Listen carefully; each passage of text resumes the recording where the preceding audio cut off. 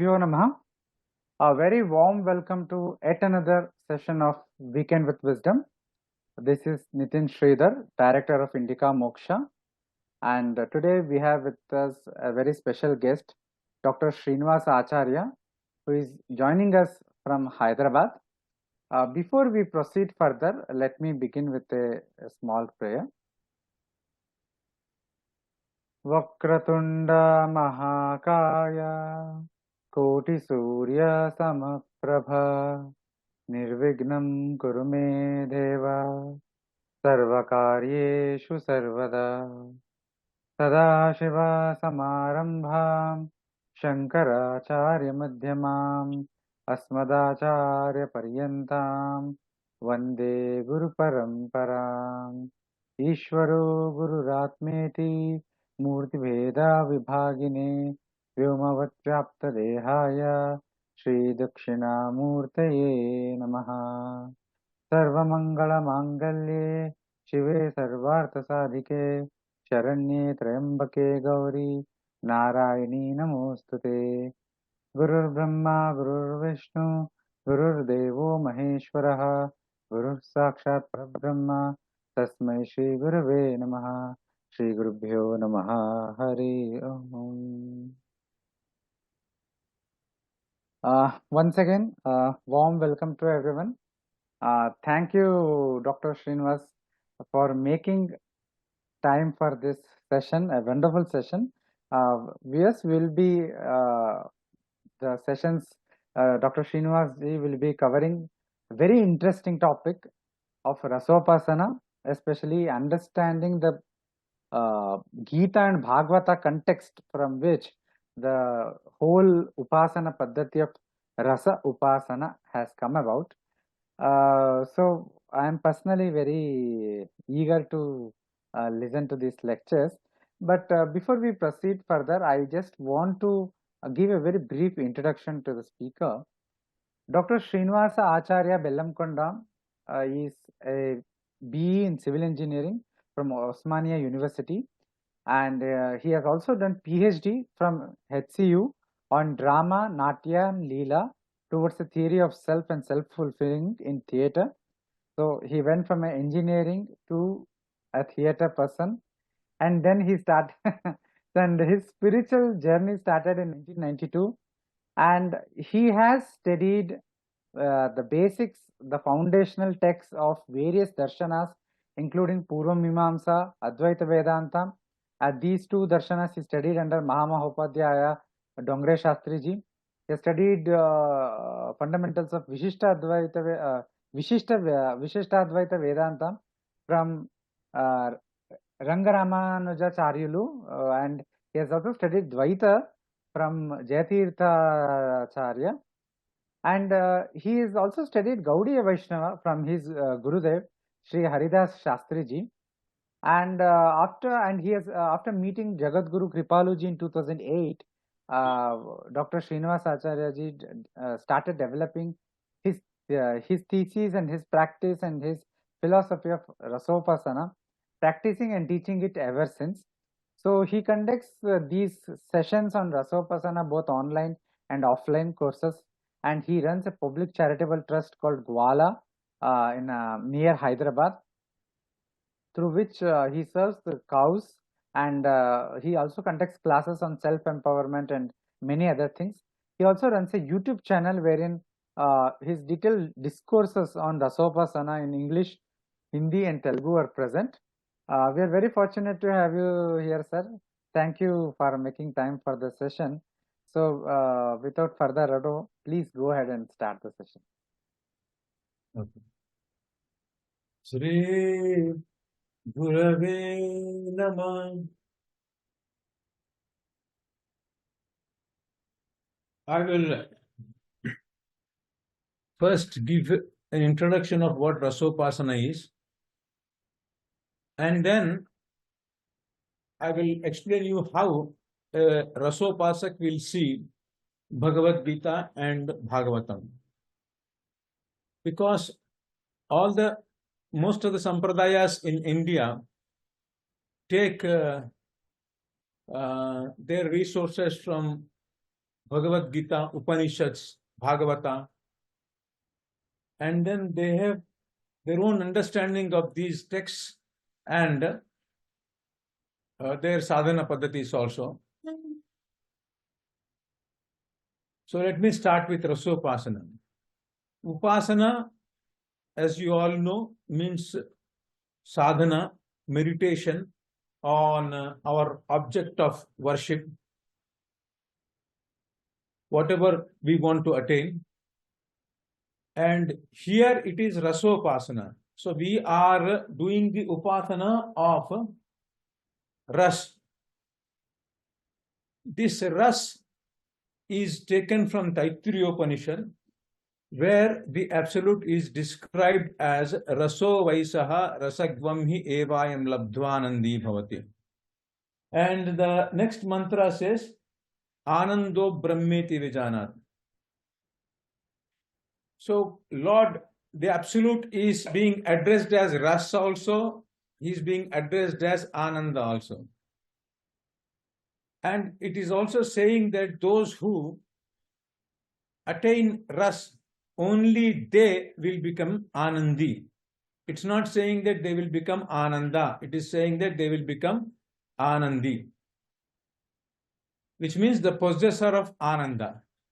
So how do we connect these concepts, Ras, Ananda, Anandi? The Rasikacharyas of Brindavan in their texts, especially Bhakti Rasamrita Sindhu and the other texts.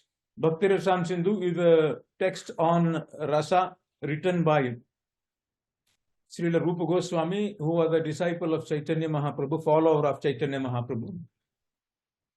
And the other Acharyas follow that text and then develop on that. So Rasa is a concept which is also coming from Natya Shastra, in which it refers to the aesthetic experience that we get when we watch a drama or Natya. So Ras basically is defined as the experience of Sthai Bhava by Abhinav Gupta Acharya. All of us have Sthai Bhavas in us. For example, we have Rati as a Sthai Bhava, which we relish and we get Ras from it. So the same thing is applied by these Rasikacharyas of Vrindavan into Bhakti also. So in Bhakti, what is the Sthai Bhav? The Sthai Bhav is Mamatva. Aham means I, Mama means mine, and Mamatva means mineness. So the devotees have a stable mood of mineness for Sri Krishna, who is their object of love. And they relish this rasa. Sri Krishna also has mamatva in him for his devotees, and he relishes rasa. And this relish of mamatva is blissful. That is why he is also called as Ananda. Anando Brahmeti Vijana. So when it is said that the upasak, one who's doing meditation on the Sri Krishna as Rasa Swarup, Rasa, he becomes Anandi, means when he gets connected to Sri Krishna, first of all, he becomes a possessor of love. He will have mamatva for Sri Krishna. The moment he gets connected to Sri Krishna in meditation, he develops mamatva for him, and that relish of that mamatva is blissful. Ananda, it gives an experience of Ananda to him. So because he becomes a possessor of bliss, Prema or Preeti or mamatva, he is a natural possessor of Ananda also. So he is not trying to attain Ananda anywhere, nor he is becoming Ananda itself. He is becoming Anandi. As a possessor of love, he is becoming divine love, he is becoming Anandi. Now this is the sadhana that the Rasopasaks do. What do? They try to cultivate mamatva for Sri Krishna in their sadhana. And how do we get this prema or mamatva? By getting connected to Sri Krishna. Because Sri Krishna has Prema in him. Prema is his Akhladini Shakti, pleasure potency that gives pleasure to Sri Krishna. It is because of Prema that he is relishing Ananda. So when we get connected to Sri Krishna, when the devotee gets connected to Sri Krishna, he automatically gets Prema Ananda from him. Just as a ray of sunlight, when it is because it is connected to the sun, it gets both heat and light. Similarly, when we get connected to Sri Krishna, realizing that we are the Amshis of Sri Krishna, we get Prema and Ananda from him. Now, how do we understand all the philosophy which is explained to us in Bhagavadgita? Because Bhagavadgita as an Upanishad Sara is taken as a grantha which gives us not only philosophy but also sadhana. It is talking about yoga. Sri Krishna is talking about various kinds of yoga from Bhagavad Gita, in Bhagavad Gita.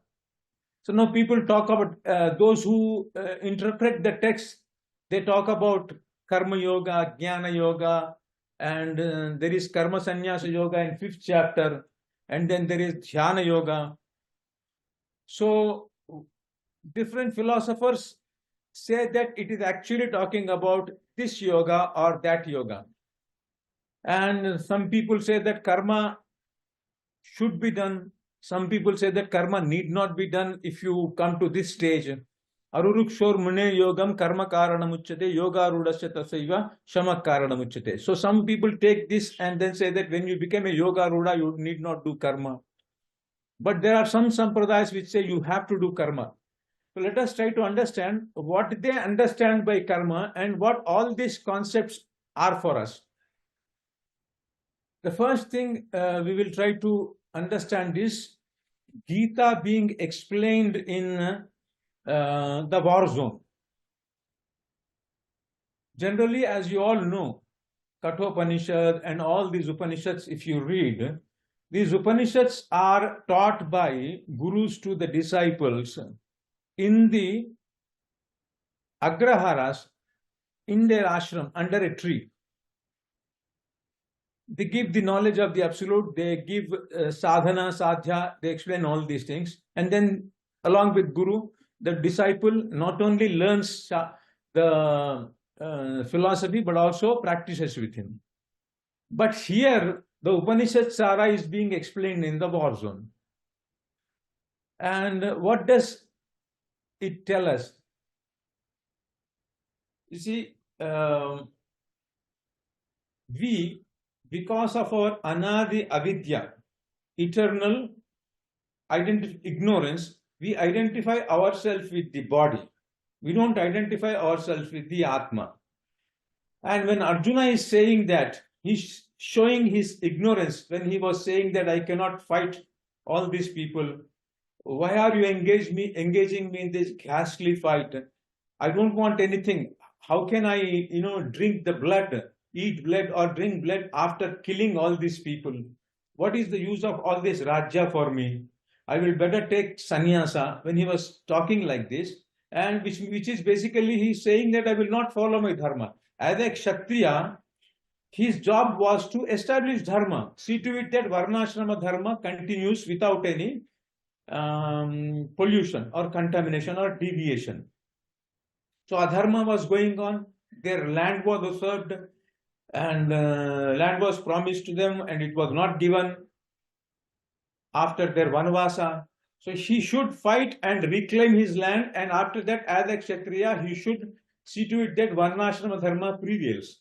But he's saying that I cannot do all these things, and he was giving so many arguments to Sri Krishna. So the first lesson that Sri Krishna gives to Arjuna is to distinguish between Atma and body. What is Avinashi and what is Vinashi? So this material body is Vinashi and Atma is Avinashi, and I am the Atma and I am not the body. This knowledge was given first by Sri Krishna to Arjuna. Now, when we start when this knowledge is also given in any sampradaya, because this is the basis of our sadhana. Unless you reconstitute yourself as Atma, sadhana doesn't begin. Because when you identify yourself with the body, we have five senses, and the material world has five sense objects. The material sense objects become our object of relish. We will develop a natural desire for the relish of sense objects through our senses. This is a natural tendency for those who identify themselves with the body. So, why will you meditate on some Brahman if you identify yourself with the body? It's a natural thing. You have to reconstitute yourself as Atma, and this Atma, understand from Bhagavadgita, Mamayavamso Jiva Loke Jiva Bhuta Sanatana. We are all amshas of the Absolute. Here I will refer to Absolute as Sri Krishna here, because I am in the tradition of doing upasana of Radha and Krishna. I will come to Radha, the concept of Radha, in my second lecture when we deal with Bhagavata. So here we will stick to Bhagavadgita only. So now I have to reconstitute myself as Atma, and this Atma is the Amsha of Paramatma. So naturally Sri Krishna becomes my object of relish. And as we have discussed before, Atma is basically a relisher, the Chetan Tattva, the conscious. We are all conscious entities. The Atma is a conscious entity, Chetan Tattva. Sri Krishna is Vibhu Chaitanya, we are Anu Chaitanya. And the nature of consciousness is to have love. And that is what Sri Krishna also relishes, and his devotees also relish. He has a Divya Dham, Brindavan.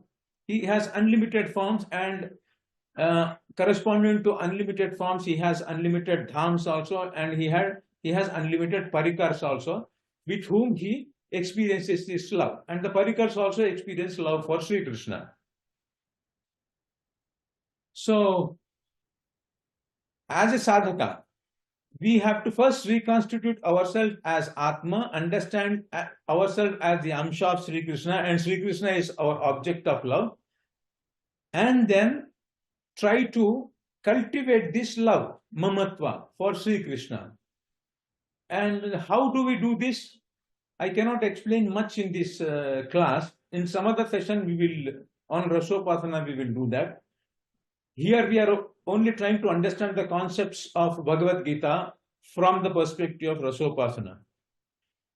So, now we are in Kali Yuga, which means that Dharma is on only one pada, and three padas there is adharma, which means our natural ability to do adharma, which is to identify ourselves with the body. This is the first adharma that we are doing.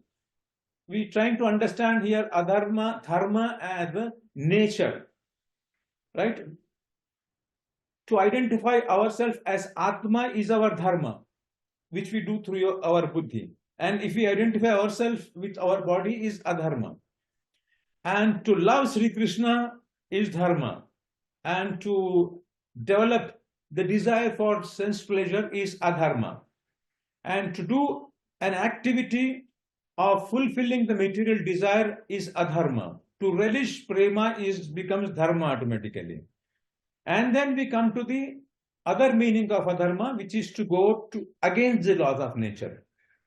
Right? So whenever we try to fulfill our desires, this tendency to fulfill our desires is naturally against the laws of nature. For example, if we want to consume some food which is not prescribed to us in the Shastra, and we are consuming it not in the way it is prescribed for us. So when we desire this object, this something to, let us say, to eat, we are not desiring it, taking into consideration whether my digestive system, my Jatragni, digests it or not. Whether it can digest or it does not digest, if I get some pleasure from it, I want it, and I will go ahead and have it. So that way, when I am fulfilling my desire for the consumption, I am going against my laws of nature. So the very act of desiring a sense object itself is adharma, because it will make us to go against the laws of nature. And this desire is produced. Why this desire is produced? Because of the knowledge that we have. Jnana, Ichcha and Kriya. We have the conscious entity has Jnana, Ichcha and Kriya. This Kriya of relishing something against the laws of nature is coming because of the desire, Ichcha.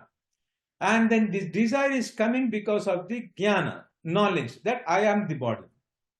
So it is in that sense we should understand that identification with the body is adharma, and the desire for sense objects is adharma, sense gratification is adharma, and the activity of actual relishing is also adharma.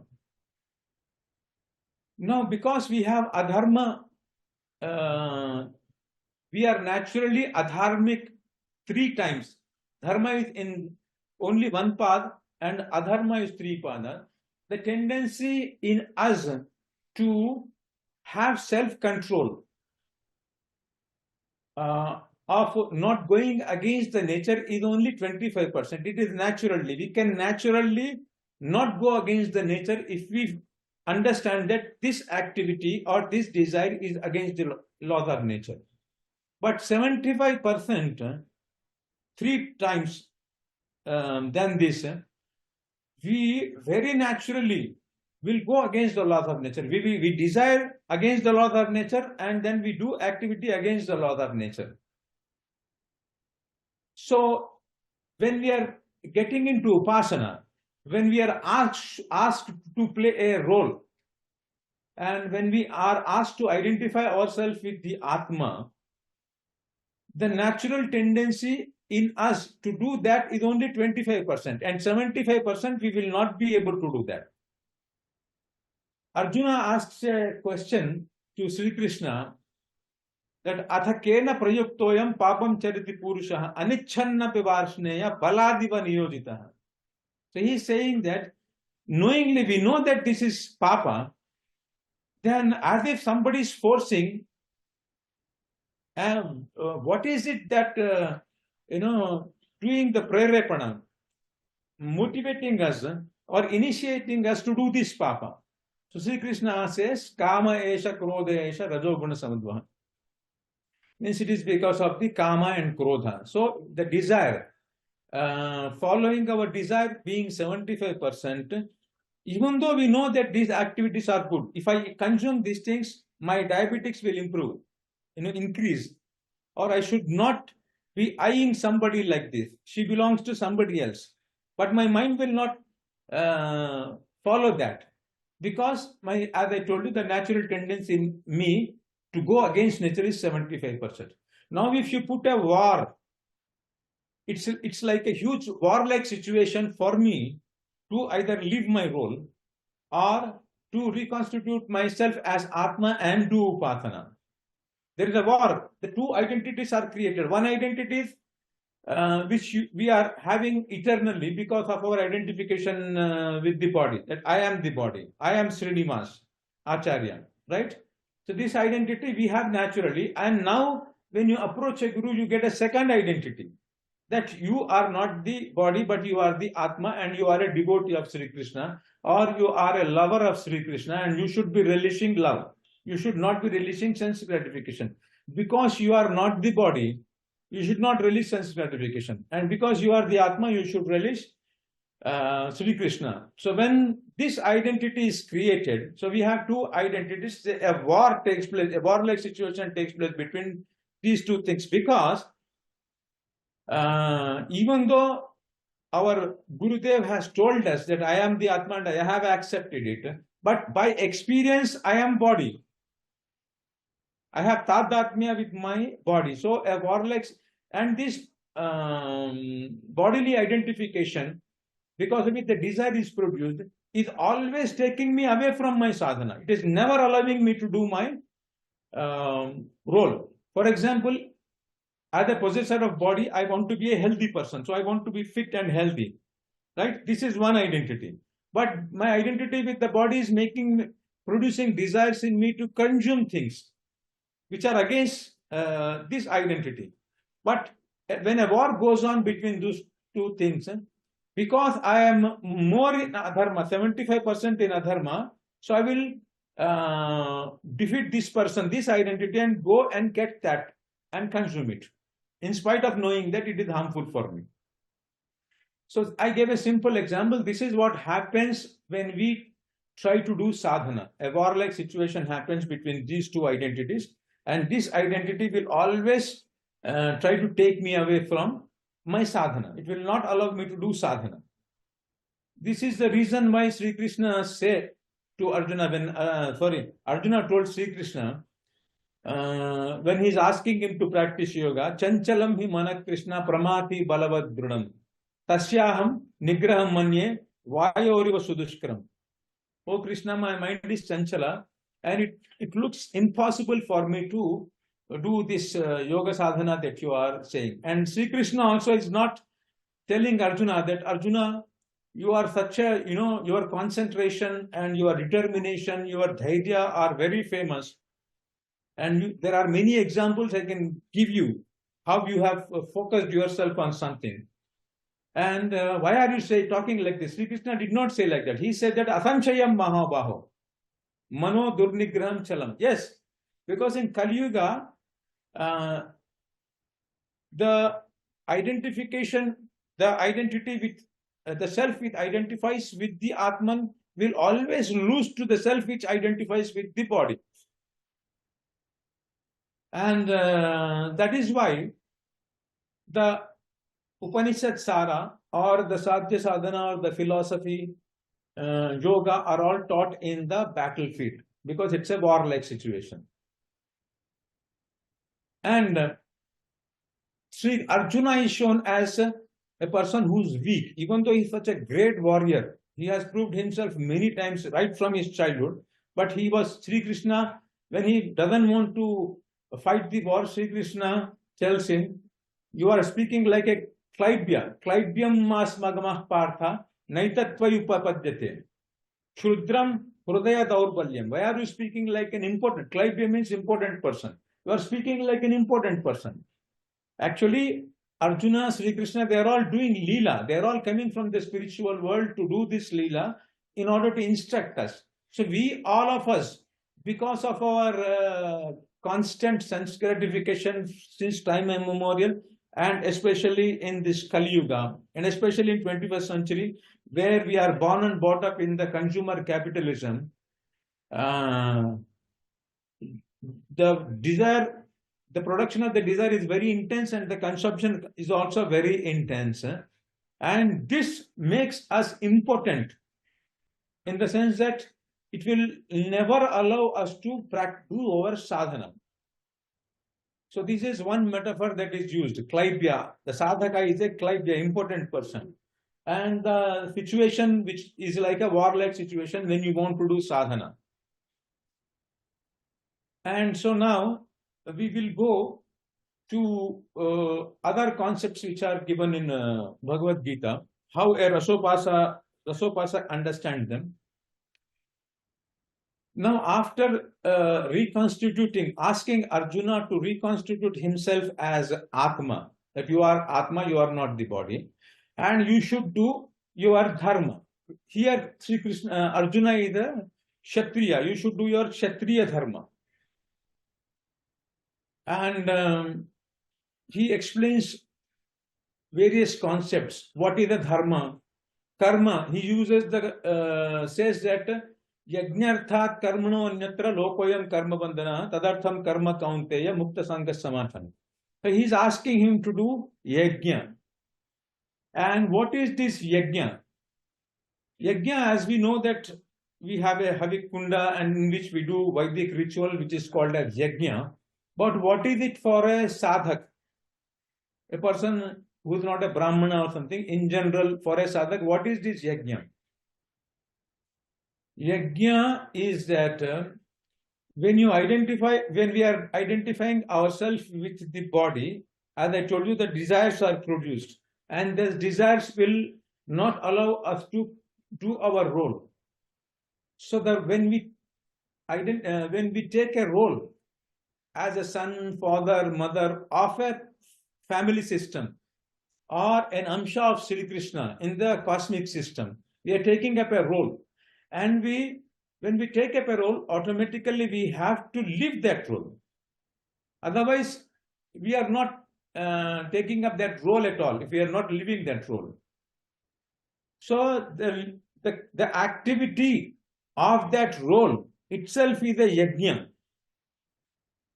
And when you do that karma, the desires which are produced in the body because of the identification with the body, when you reconstitute yourself as this Atma, these desires get burned.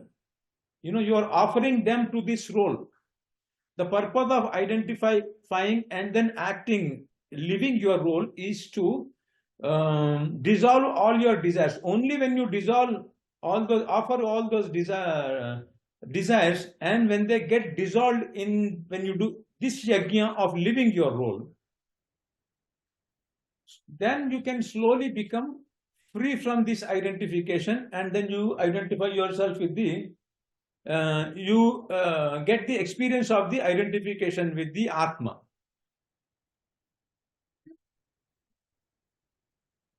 Right? So that is why this karma yoga is explained there. The karma yoga for those who follow varnashrama dharma is different. And the karma yoga for a rasopasak is different. When I identify myself as a devotee of Sri Krishna or a lover of Sri Krishna, automatically loving Sri Krishna and relishing the love of Sri Krishna and serving Sri Krishna becomes my karma. And this is becoming a yajna, because in that hobby of identity, I am offering all my desires to that identity. I am offering all my desires, personal desires, to Sri Krishna. I am making Sri Krishna's ruchi as my ruchi, Sri Krishna's sukha as my sukha. Prema, priti means, according to Narada Bhakti Sutra, tat sukhe sukhitvam, which means becoming happy when our beloved is happy. And when will our beloved be happy? Our beloved will be happy when he is relishing his love for me. I told you, the rasa means the experience of love which is blissful. So Sri Krishna is relishing his love for me and he is becoming happy. And how do I make him relish his love for me? By becoming a vibhava for him. In Natya Shastra, there is a sutra for the experience of rasa. Vibhava, anubhava, vibhichari bhava, samyogad rasa nishpati. Vibhava means the object of relish. Anubhava means the activity which follows when this thai bhava comes out, of mamatva comes out. And we relish that love, and it produces sattvika bhavasinas, which are like various kinds of emotions, feelings. So if Sri Krishna has to relish his love for me, I have to become vibhava for him, object of love for him. And I become the object of love for him when I relish my love for him. When I relish my love for him, when I become happy, because Sri Krishna loves me, he also has mamatma for me, and he, by seeing me happy, he also becomes happy. And how he is becoming happy? Because we said that happiness, bliss there means the relish of love. So the love in him become relishable. When he sees me happy, which I get by relishing my love for him. So when I am making Sri Krishna as my object of love, what am I doing is that I am giving my personal desire. My only desire becomes Sri Krishna, seeing Sri Krishna happy. And Sri Krishna's ruchi becomes my ruchi. I don't have any personal ruchi. So I am sacrificing my personal ruchi. When I'm sacrificing my personal ruchi, which means that I'm sacrificing my identity at the level of ahankara. As you all know that in the subtle body, we have Pancha Karmendriya, Pancha Jnanendriya, Man, Buddhi and Ahankar. At Ahankara, I am thinking that I am this material body. So I am sacrificing that. I am offering my identity by identifying myself with as the devotee of Sri Krishna, or as the parikara of Sri Krishna, as the lover of Sri Krishna, as the relation of Sri Krishna's love. So this is becoming a yajna, and that is getting dissolved. And in buddhi, when I identify myself with the body, my buddhi at ahankara, my buddhi is automatically getting the knowledge of this world as the relishable thing, the sense objects as the relishable thing for me. So when I identify myself as the devotee of Sri Krishna and see Sri Krishna's love as my object of relish, I am offering this desire, this understanding that material world is my relishable object. That is getting dissolved. And then when the buddhi considers this material world sense objects as relishable, automatically the desires are produced in the mind. So when I develop a desire to please Sri Krishna, to love Sri Krishna, to please Sri Krishna, to make him happy, and give up my ruchi, I have only Sri Krishna's ruchi as my ruchi, automatically the taste for sense pleasure and the desires for sense pleasure which is produced in the mind is getting dissolved there.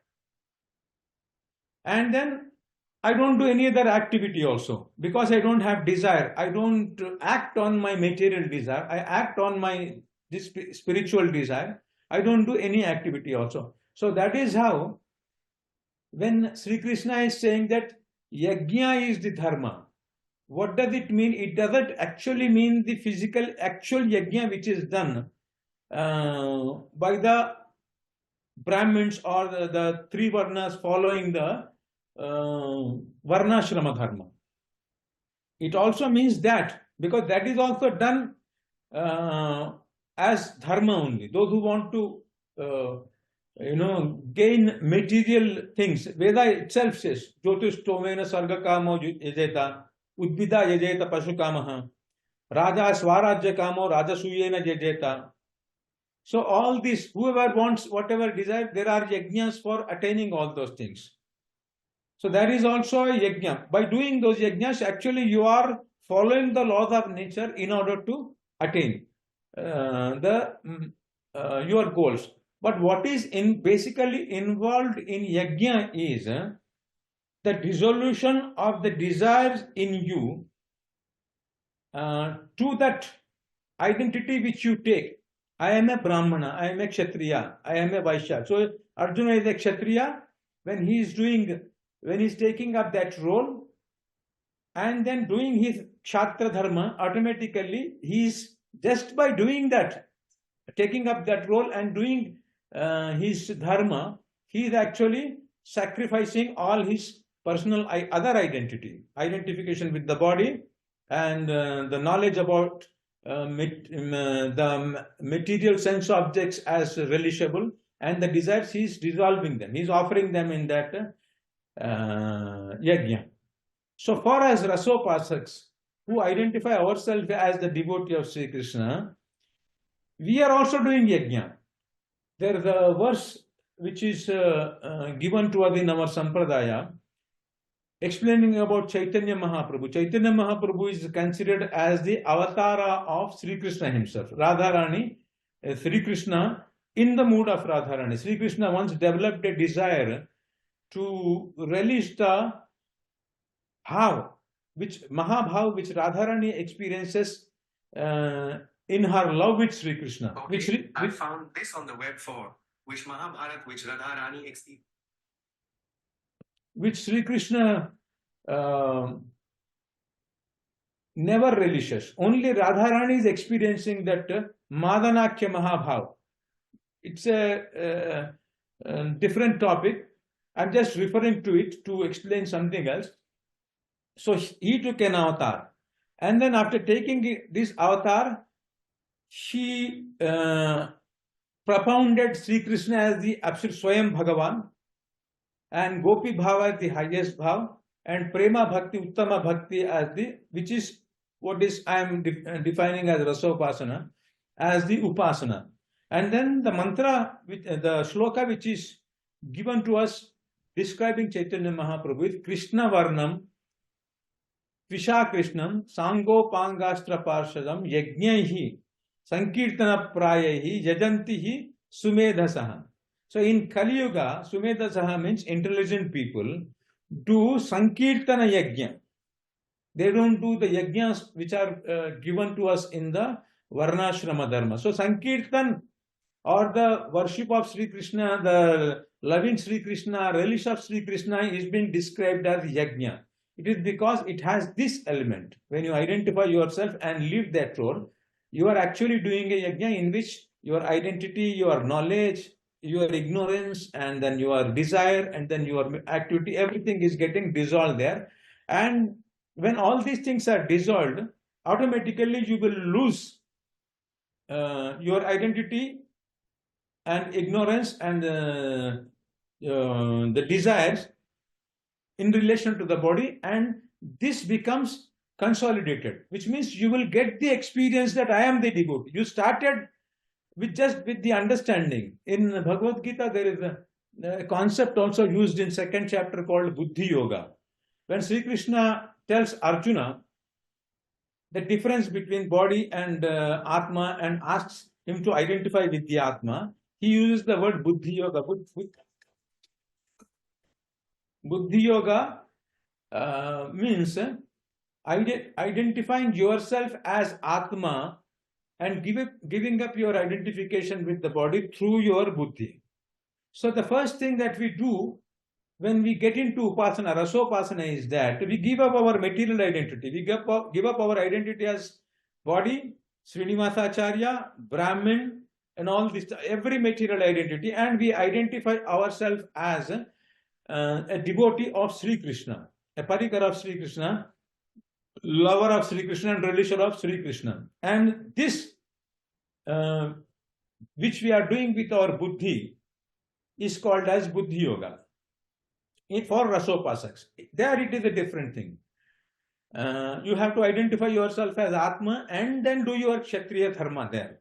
When you do Kshatriya Dharma, this activity, this identification with Kshatriya and then the Kshatriya Dharma become Yajna, in which all these things are dissolved. For an Upasak, Rasopasak, it is the identification with the Sri Krishna as his servant in Buddhi. Now, just by identifying with the Atma and identifying ourselves as a servant of Sri Krishna, Dasa of Sri Krishna, or a lover of Sri Krishna, we are not going to realize it. We have the experience of ourselves as the body. So now what do we have to do after this Buddhi Yoga? We have to practice that, this identification, practice the role, playing a role. For example, a theater director tells me that you are Macbeth, or you are a police officer, you are an army officer, you are a doctor. I am not a doctor, right? But that in my mind I am thinking that I am a doctor in a particular play. In Scotland I am Macbeth. In this play I am Macbeth. In this film I am a doctor. I am a Jawan. So I am thinking like that in my mind, Buddhi, that is Buddhi Yoga, and then I am trying to live that role. I try to attain that identity through my practice. So what are the practices that you have to do? Is that every identity, when we take up an identity, it has 4 limbs to it. I'll give you an example. I have seen a scene when I went to some devotee's place. When they called me, the mother, she has a small child, and then she again started cooking for her husband. Earlier that job was taken up by somebody else, and the husband was sitting and watching a TV, and he was getting late for the office. So she was hurriedly cooking for the husband and asked the child who was disturbing her, asked her father, the husband, to take care of the child. She put the child nearby on a cloth and then say that you take care of the child and I will quickly make the breakfast for you and lunch for you. So the husband was watching the TV, and then in between the child was making some sounds. So he looked at him, and then again he was watching. After a couple of sounds, the mother came running she stopped the stove and came running to take care of the child. So her husband said, "Arey Baba, I'm taking care of the child, I'm getting late, do it quickly." She said, "What are you taking care of it?" So look at his dasha, at his condition. And she opened the diaper, and then he was full gila.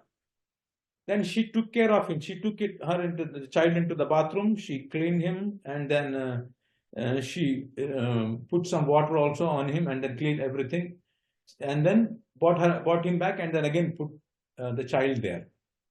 So now you see, the father who's just next to the child is not able to see what is happening to the child, but the mother who's there in the kitchen far away, because she is identifying herself as a mother of that child, this is the role. Automatically, to see to it that the child is happy becomes her role, motherly role. And then in the kitchen, when she not even seeing the child, when the child was making those sounds, she knew that something is happening to my child. The husband who's sitting next to the child is not able to know that. So she has jnana about her role. There is a role, for the role there is a jnana. And then immediately she comes rushing and she takes care of the child. So she has the karma. That is the karma she should do as a mother, to take care of the child in that instance. So she has karma. And she has dhyana also. In the kitchen, without even seeing him, her whole focus is on the child. And she has sannyasa also.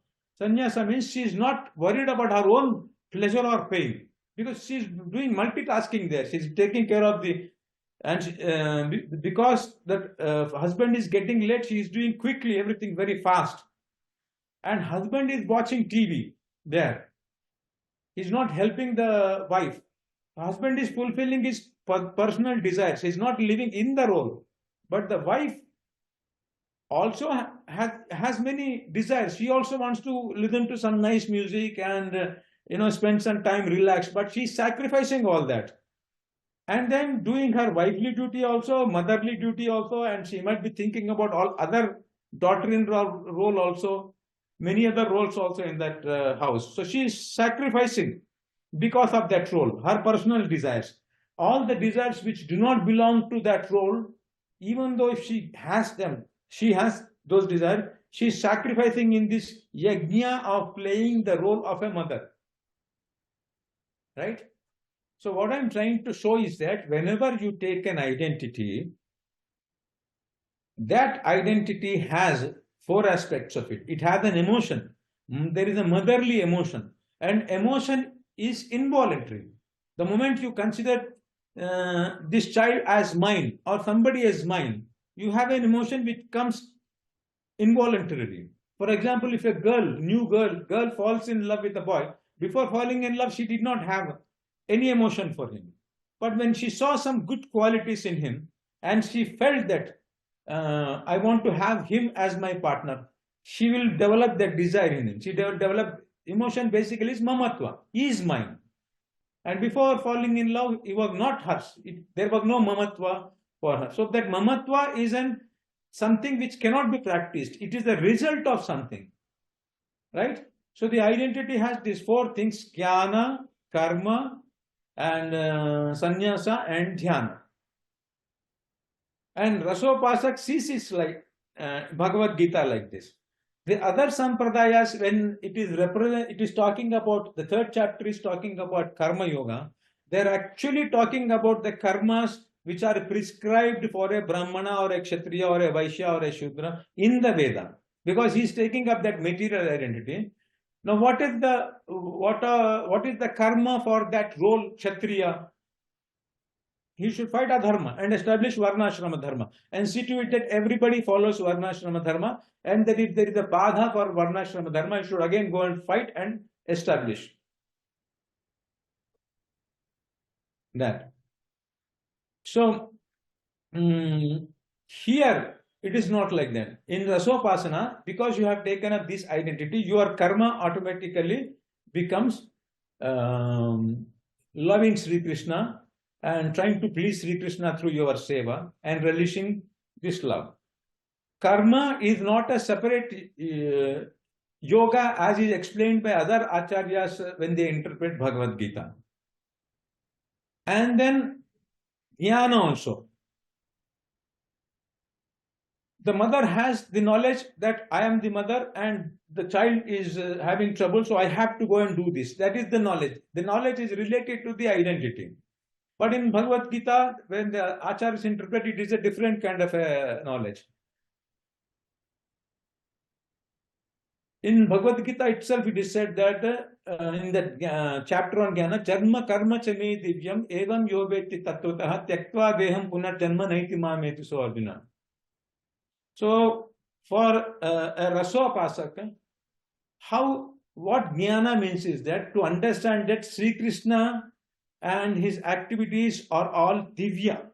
They are all characterized by love. He is not doing those activities in order to fulfill his desires, sense objects in the material world.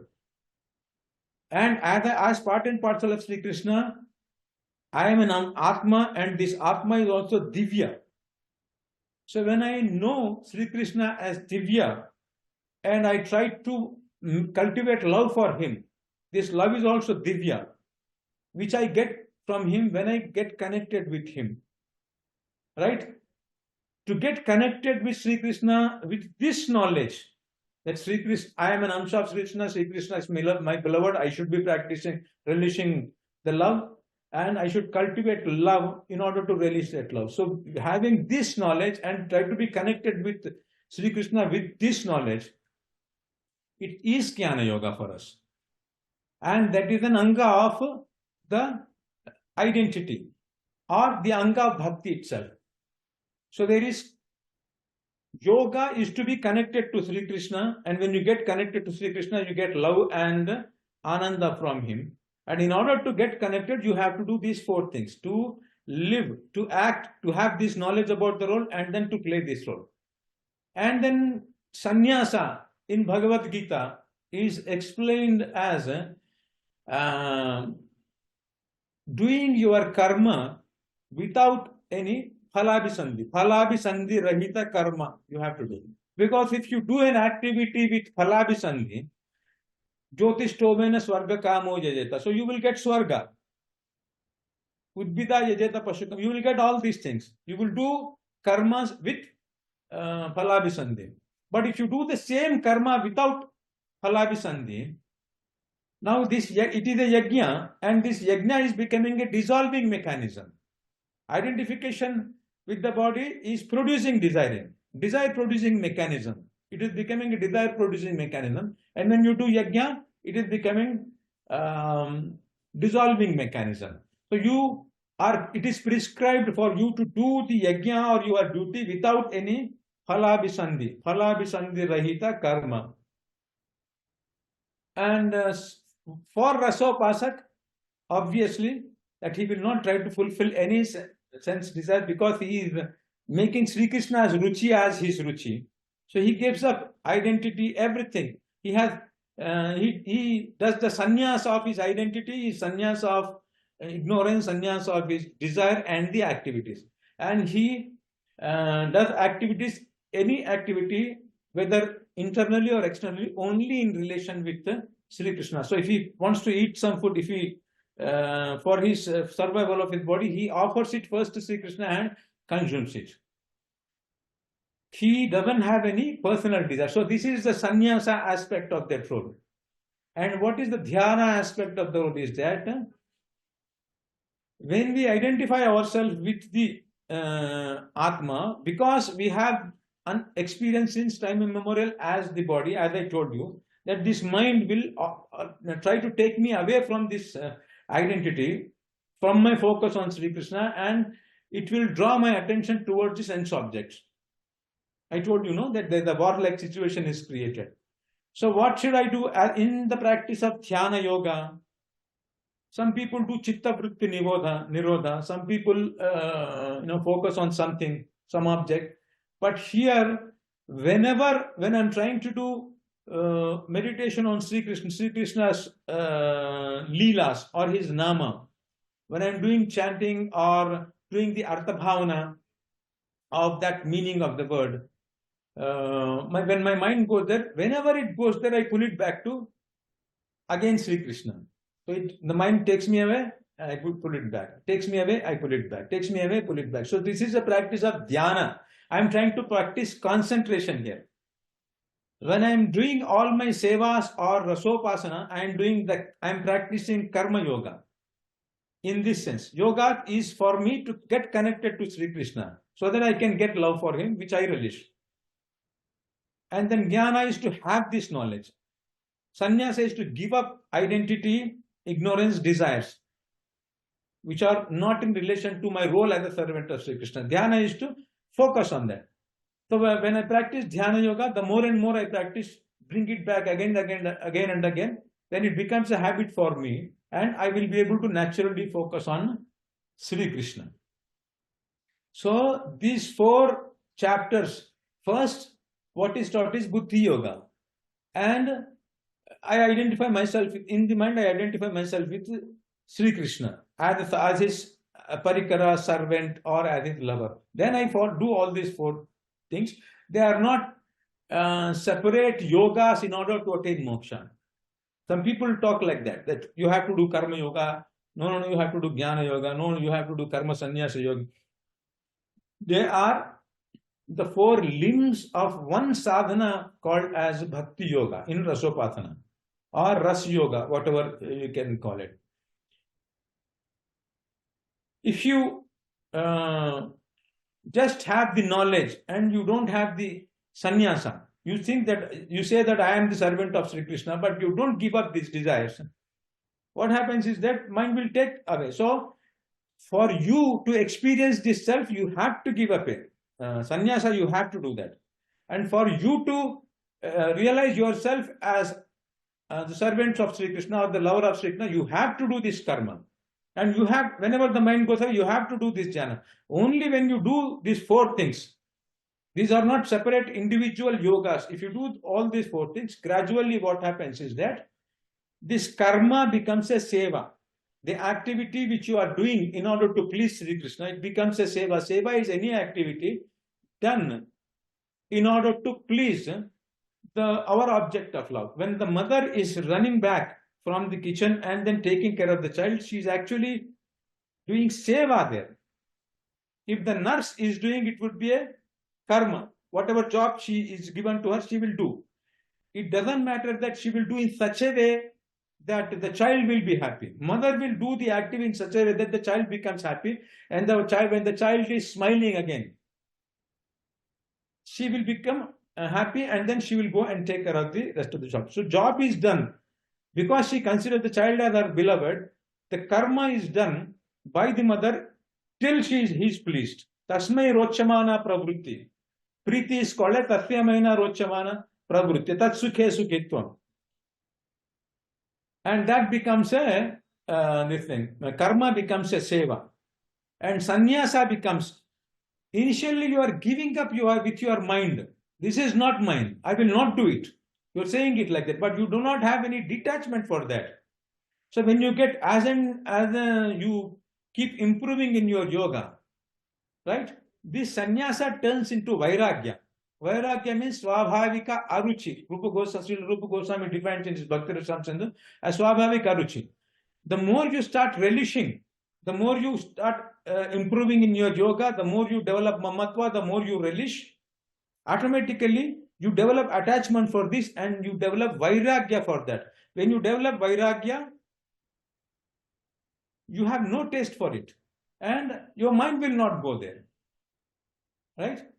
And the dhyana which you practice, whenever the mind is going away, you are trying to pull it back. And the more you pull it back, you are getting connected to him, and then you are developing manmatva and you are relishing it. That dhyana becomes engrossment.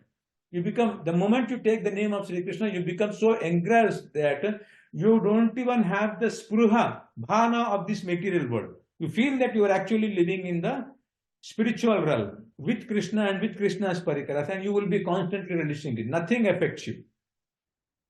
So dhyana turns into that engrossment, sannyasa turns into vairagya, karma turns into seva,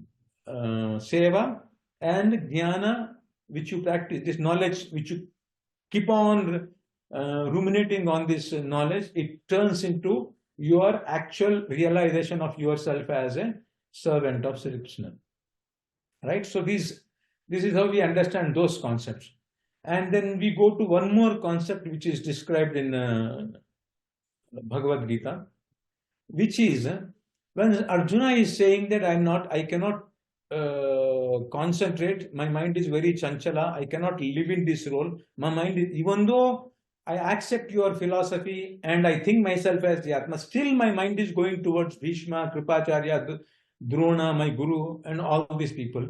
The mind is very chanchal. It is not allowing me to stay in that role. So Sri Krishna is saying that, yes, it is correct. Abhyasena tu kavanteya, vairagyena cha griheta. This is the formula he gives. Right? Abhyasena means, what is abhyasa? That because you are this role, you are a kshatriya there. Here I am a rasopasaka. Because I am a rasopasaka, I keep on try to cultivate mamatva for Sri Krishna. I take the name. I always take the name of Sri Krishna. I meditate on the form of Sri Krishna, and then meditate on the leelas of Sri Krishna, and then try to extract love from. I have not explained what is Rasopasana much in this class because our focus is different.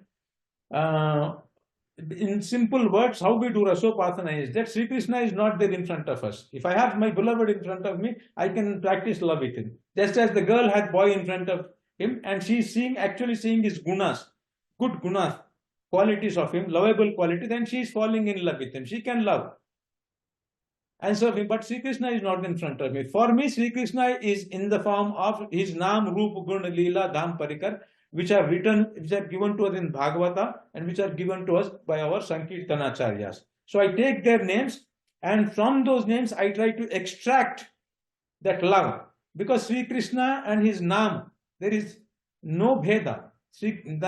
The word Sri Krishna is Sri Krishna himself. So when we say that the word Sri Krishna is himself, automatically Prema is there.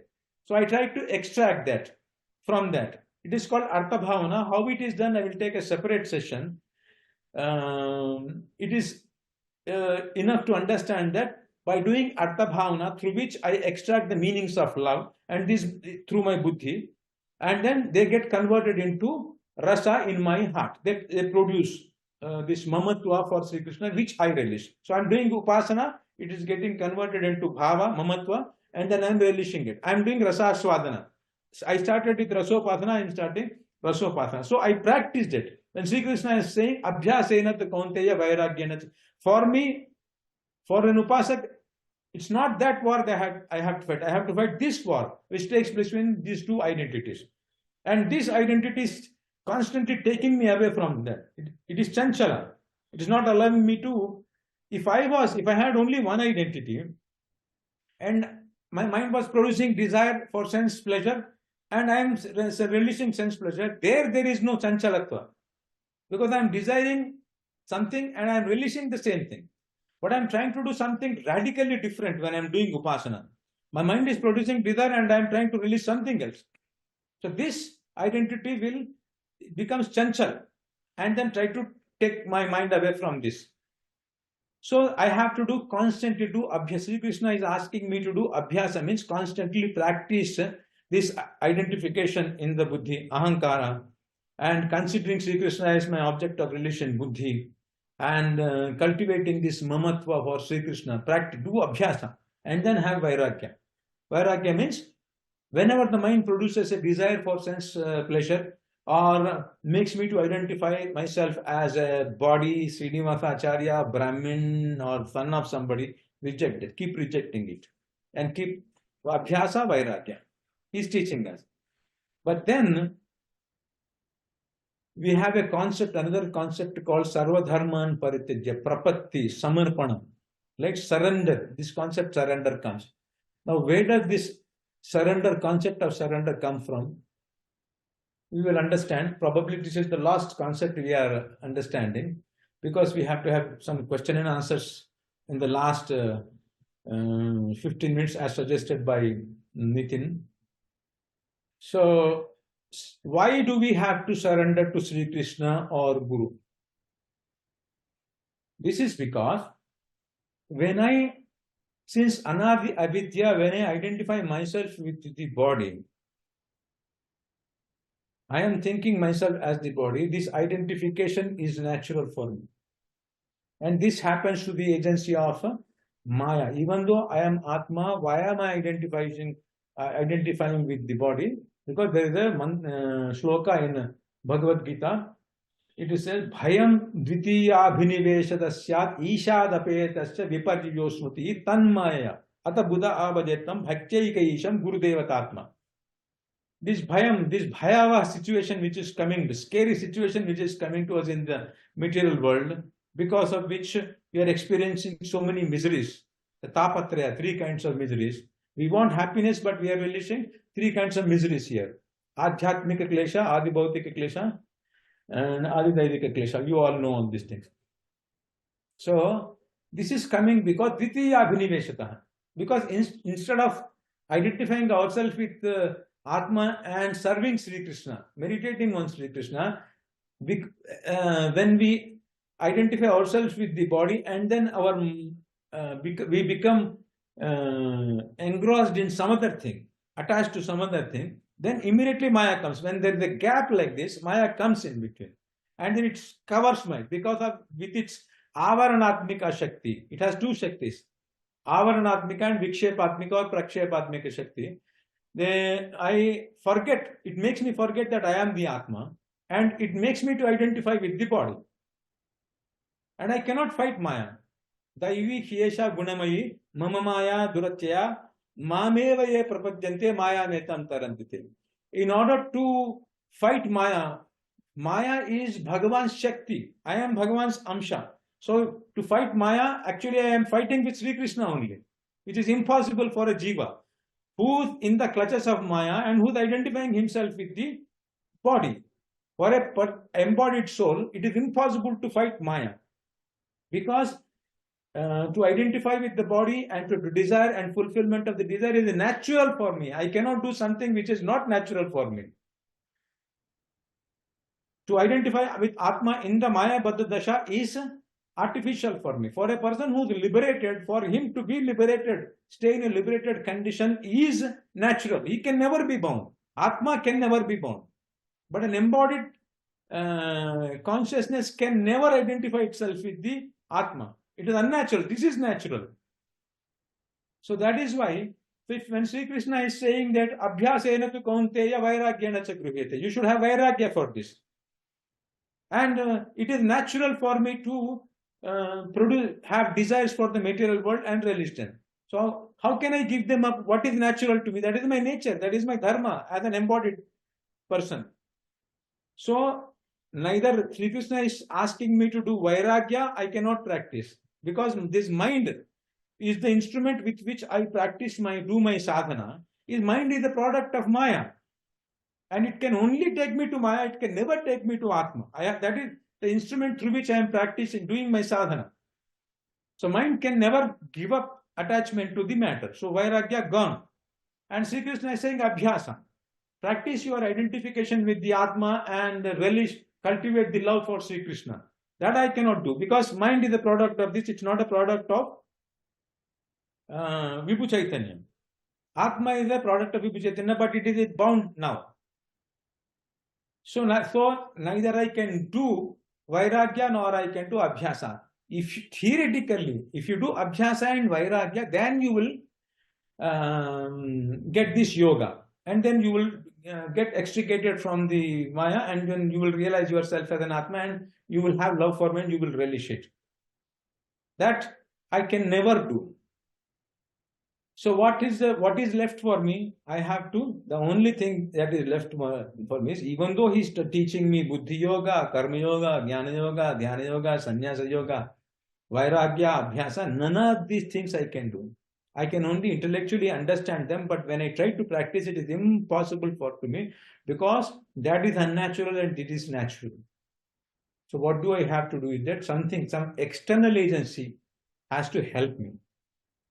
Somebody who's beyond. That is why he's saying Daivi Esha Guname, Janma Karma Cha Me Divyam. Try to understand that I am Divya. When you understand Sri Krishna is Divya and seek his help, do Sharanagati to him. Sri Krishna, accept that. You are Dina Avastha. What is your Dina Avastha? That you have no means with which you can do sadhana. And you are Adhama, which means you don't identify yourself with the Atma, you identify yourself with the body, and you will only do Papa Karma. Papa Karma means going against the nature. And you are Nirbala, you have no strength, you are a Klaibya, you become impotent. The more you identify yourself with the body, the more you become impotent. In the sense that you will not be able to practice sadhana, do sadhana. And Niradhara, you don't have any Adhara. Mind is the Adhara for you now. Right? You have a launching pad from which you launch the rocket, which goes to the moon. So there should be something, an Adhara for you to do sadhana. Mind is your Adhara, and mind is a child of Maya. It can never take you to Adhara should be Atma. Right? So Sri Krishna in Bhagavadgita says that why he comes here to do avatara. The avatara, the purpose of his avatara is to Paritranaya sadhunam vinashaya dushkritam dharma samsthapanarthaya sambhavami yuge yuge. So he's saying that I come here to protect the saintly people, sadhu, and then destroy the demons, and then establish dharma. This is my activity. Now, what does this mean for a Rasopasak? In these two identities, when I get the two identities, this identity is a sadhu, which wants to serve Sri Krishna. And this identity, which is taking me away from Sri Krishna, is a demon. Dushkruta. This is Sukruta. Right?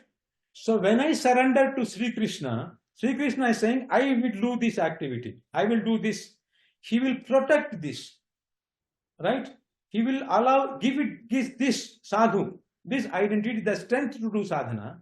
And whenever the vasanas are coming up, Sri Krishna demolishes them. I cannot demolish them because my mind is a part of this Maya. So Sri Krishna demolishes them. Sri Krishna gives the strength to this to demolish them.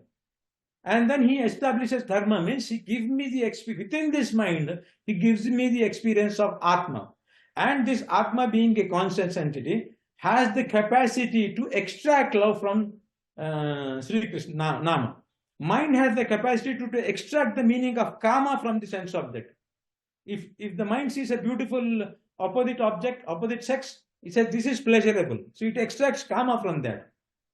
Atma extracts love. So when he gives strength to this, with which whenever the mind goes there, I'm able to pull it back, demolish this, and then my Atma Dharma is created within the mind. It's abhasa actually. It's a detailed subject. Temporarily we will understand. So he gives this with this Atma Dharma within the body, just as a stick or wood. When you put it in the fire, this also becomes fire. So when Sri Krishna gives strength to it, this mind itself acts like an Atma, and it can extract, it can do Rasopasana at that time. Vairagya and Abhyasa practice, then I can practice. When Sri Krishna gives strength to me, when he performs this Leela, Prakat Leela of Paritranaya sadhana vinashaya dushkritam dharma samsthapanarthaya within me, and I will be able to do Rasopasana, and that is why surrender is the only thing. Even though we have to do all these things, you can do all these things only when you surrender to Sri Krishna and say that I cannot do this. You protect me. With your kripa, I can do that. So when Sri Krishna when you ask like that, when Sri Krishna gets into action, he gives strength, and then I will be able to practice sadhana. Reject this. Vairagya, Abhyasa, I will be able to do. And then gradually I realize myself as Atma, as this gets dissolved in this yajna. And then I develop, I get connected. When I get connected, I develop mamatva, and then I relish that love for Sri Krishna. There is much more to talk about all these things, but since the time was given only 1 hour 15 minutes for me to do this, I am ending my discussion here. And maybe in the question and answer, I will cover one more concept also. We have 15 minutes. Yes, thank you very much for a wonderful, very fascinating session. So we have received a lot of questions actually. So we will try to cover as much as possible. I'll just read out the questions and you can briefly answer them. How can we maximize spiritual connect in the process of devotion, keeping in mind the karma? As I told you, that your spirituality, you can never do sadhana as an embodied person, as a person who identifies himself with the body. So Sri Krishna is giving us a shloka, Tadvidhi pranipatena pariprashrena sevaya upadekshanti te jnanam jnananastatvadarshana. The first thing that you have to do is that if you really want to spirituality, if you speak in Sanskrit, it is adhyatma, right? If you say spirituality, I cannot explain it, but if you say adhyatma means atmanam adhikritya vartate iti adhyatma, right? Many people think that doing chanting or going to temples, listening to katha is spirituality. That is not spirituality. Spirituality is identifying yourself as Atma and then trying to live like an Atma. And which I said that it is impossible for you by reading books or doing on your own. You have to go to a guru who the realized soul, who the Shrotriya Brahmanishta. Tadvijnanardam sagurme mavigacche Shrotriyam Brahmanishtam. Shrotriya means who has heard Shastra properly, Shravana Manana, and then he practiced Nidhyasana and he has realized the absolute. When you go to such a person, first quality of the guru, and you have to surrender to him absolutely.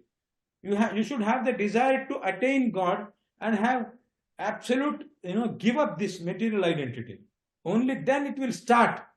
Otherwise, your karma will always take you away from this. I told you, the war situation, where the mind takes you away, you will never be able to do sadhana.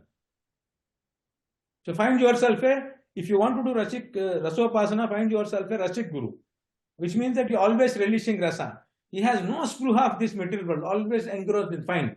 Or if you are in Samadha Marga, you find a realized person in that Marga, go and surrender to him, that is when it starts.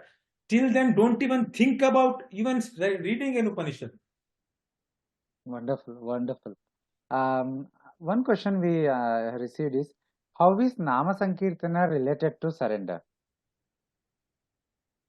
Nama Sankirtana we do. Nama Sankirtana is a sadhana, right? Which we do in order to get connected to Sri Krishna and develop this mamatva for us. I told you that by extracting doing Artha Bhavana, we do that. And Nama Sankirtana, if you do without surrender, it gives you only pure entertainment. People will take mridangas and jump high in the sky and say Hare Krishna like that, and it becomes another form of entertainment for you. When you are there, it's all right, but the moment you come out of the temple, it becomes Sarvam Kunjara Shauchavat. Again, you are in the same mud. So you have to do Nama Sankirtana with the purpose of relishing, cultivating mamatva and relishing. You have to surrender to the name, you have to surrender to the Guru, and you have to surrender to Sri Krishna. I think that is a very practical advice, I would say. So another question we have received is from Yagya to Yoga to Rasanubhava and the distractor Maya, then surrender and back to Rasanubhava. Is this common to Advaita, Dvaita and Vishishta Advaita? This Yagya and Yoga are common to all these things. Yoga means identifying with the you identify yourself with the Atma, and when you identify yourself with the Atma, you have to attain that, you have to attain that experience that I am the Atma, right? So for that you have to do yoga. Yoga means to get connected. Yoga means also sadhana. So when you identify yourself as the Atma, you have to practice yoga, which is you should try to get connected to yourself or the absolute. And then you do that sadhana. And this itself is a yajna, which I have established. No, yajna means which is a sacrifice in which you are along with the dravya. Yaga means devato deshana dravya tyagaha yaga.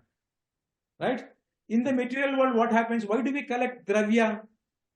Because I'm identifying myself with the body, and the body is producing desires, and desires can be fulfilled only by accumulating dravya. I accumulate dravya in order to fulfill my desires. Dharma, arthascha, kamascha. Right? Now, in yajna, when you are offering dravya, what are you offering? You are offering your desire, you are offering your false identity, anatma dharma. Right? So, in yoga, what are you doing? You are taking up an identity and trying to live that identity. In yajna, what you are doing? You are trying to offer your false identity. So, it is the same thing. Yoga itself is a yajna. And these two things are common in all the philosophies, Dvaita, Visishta, Advaita, and Rasopasana. But where it differs is how do they visualize, what they believe the absolute truth is. So if you are practicing seeing the absolute truth as having a Divya Mangala Vigraha, as a Rasmaya form, right? So what you try to do is that you try to cultivate love for him and then relish it. In Advaita, as I have explained to you in that discussion, you do Rasopasana also, but with full understanding that the absolute is in fact formless. So at the time of yoga, when you practice this yajna and yoga, conceptual yajna, which I am saying, at that when you attain yoga, when you become free from the material identity, for a Rasopasak, he is getting a spiritual form in the spiritual world. He is becoming a Sakhi. For example, we practice that Bhav. He is becoming a Sakhi of Radharani in Nikunj and then play with them. At the time of yoga, when I attain yoga, Sri Vaishnavas, they are getting Chaturbhujakara like Lord Narayana. They go to Vaikuntha and then, so there is commonality. But what is the difference between Sri Vaishnava, Madhva and our Rasopasaks? In the spiritual, in the experience of Rasopasana, I will discuss later. Again, it's a different, it takes 10 minutes, 15 minutes for me. And for an Advaita, what is happening is that when the person becomes free from the material identity and he attains yoga, he becomes formless. He becomes Ananda, not Anandi. This is the difference. I think we have just one more question. How can we know for sure our ideas of surrender are not our own mental delusions or concoctions? Anything can be believed or understood only if you experience it. For example, if I'm not a musician, I take up an instrument. I learn scales and all those things. And after a certain time, I take up a song and I start playing. And if this sounds like the song which the Beatles is playing or A.R. Rahman is playing, I know that I'm playing it properly. I know that this is music. But if there are some notes here and there, I know that this is not proper. This is not sounding like what A.R. Rahman is doing or somebody else Beatles is doing, right? So similarly, you can know that you are surrendering, and because I told you that spiritual experience you can never get on your own, it has to be given to you by some Divya Vastu, right? Prema, Atma, Paramatma, they are all Divya Vastu. Divya means Aprakrita.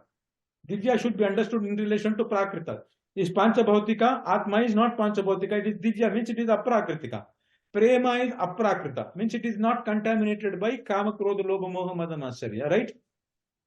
So when you surrender to Sri Krishna, and then Sri Krishna does this paritranaya sadhunam, give you strength so that you can do your sadhana properly, demolish the enemy, all your vasanas, and then you get connected to him, you get mamatva from Sri Krishna, and then you are relish, you are developing vairagya. Two things should happen to you.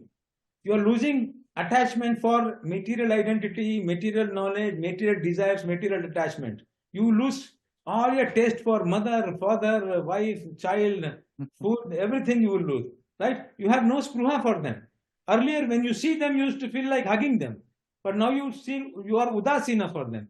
And here, the moment you take the name of Sri Krishna, you are overwhelmed with rasa, and then you are getting ashtasatvika vikaras. Means you are getting, you're choked, you're getting tears, you're getting stunned and all this.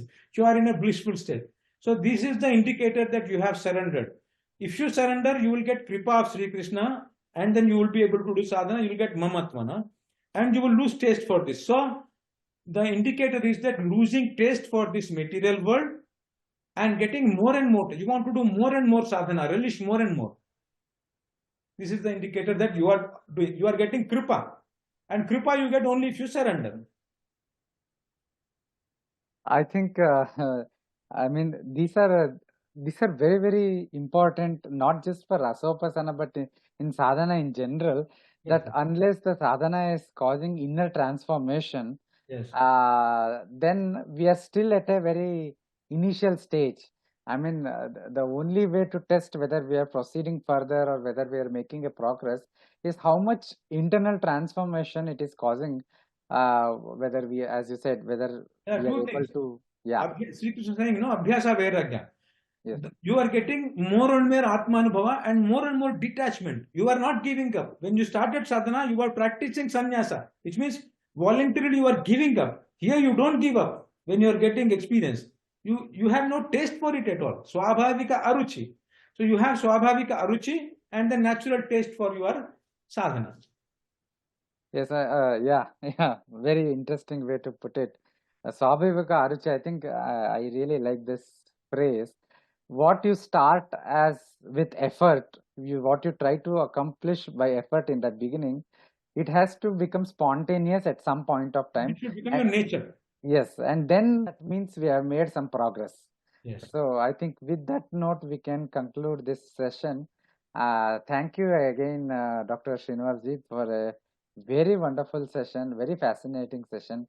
And we will meet again in the evening at 4 p.m.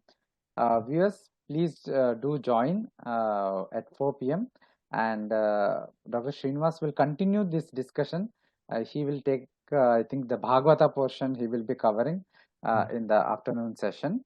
So we will see you in the afternoon at 4 p.m. Shri Guru Pyo Namaha.